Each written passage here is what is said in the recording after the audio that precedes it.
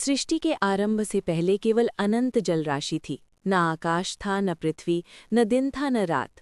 उसी अनंत शून्य में शेषनाग की शैया पर योग निद्रा में लीन भगवान विष्णु विराजमान थे, जिनके नाभि से कमल प्रकट हुआ और उस कमल से ब्रह्मा जी का जन्म हुआ।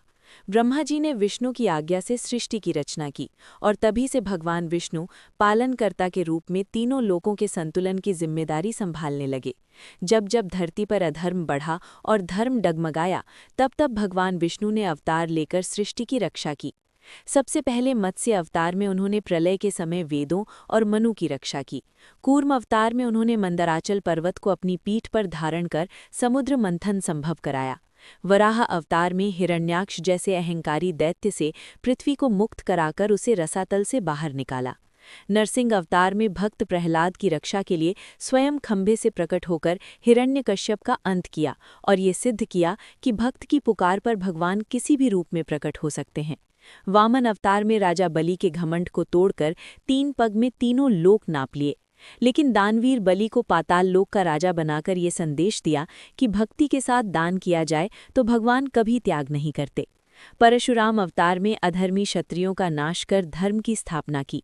राम अवतार में उन्होंने मर्यादा, त्याग, करुणा और आदर्श जीवन का उदाहरण प्रस्तुत किया, जहां स्वयं वनवास सहा, पत्नी का वियोग झेला, लेकिन धर्म से कभी विचलित नहीं हुए। कृष्ण अवतार में उन्होंने संसार को कर्मयोग, भक्ति योग और ज्ञान योग का दिव्य उपदेश दिया।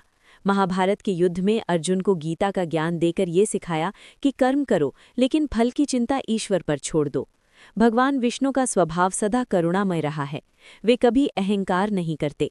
लक्ष्मी जी उनके चरणों में विराजमान रहती हैं, लेकिन वे स्वयं सादा जीवन जीते हैं। उनके लिए राजा और रंक समान हैं। वे केवल भाव देखते हैं।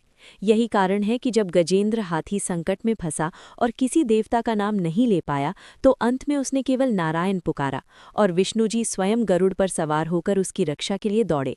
ध्रुव जैसे बालक ने जब कठोर तपस्या की, तो विष्णु जी ने उसे अटल ध्रुव तारे का वरदान दिया।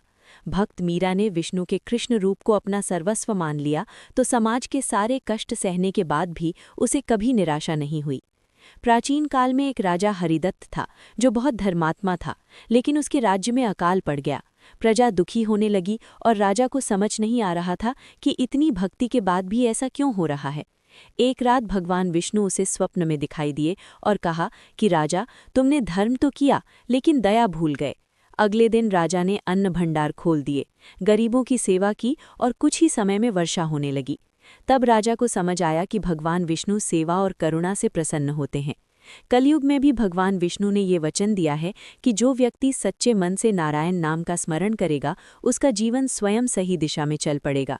विष्णु जी कभी किसी को तुरंत धन नहीं देते, बल्कि पहले बुद्धि, विवेक और सही निर्णय की शक्ति देते हैं, ताकि मनुष्य स्वयं अपने कर्म सुधार सके। वे मनुष्य को गिरने नहीं देते, बल्कि गिरकर उठने की शक्ति देते हैं। यही कारण है कि विष्णु भक्ति में शांति है, स्थिरता है और भरोसा है। जब जीवन में अराजकता बढ़ती है, तब नारायण नाम मन को स्थिर करता है। भगवान विष्णु ये सिखाते हैं कि जीवन में संतुलन सबसे बड़ा धर्म है। न अत्यधिक भोग और न ही अत्यधिक त्याग, बस कर्म, सेवा और समर्पण।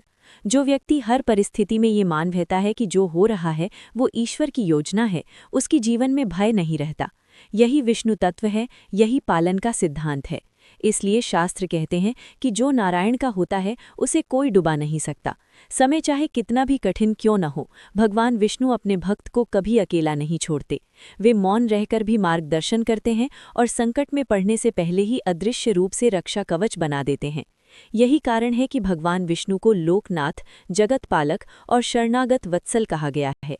ये कथा हमें सिखाती है कि यदि जीवन में स्थिरता, शांति और सही मार्ग चाहिए, तो नारायण नाम का सहारा ही पर्याप्त है, क्योंकि भगवान विष्णु केवल संसार का पालन नहीं करते, बल्कि भक्त के विश्वास का भी पालन करते हैं।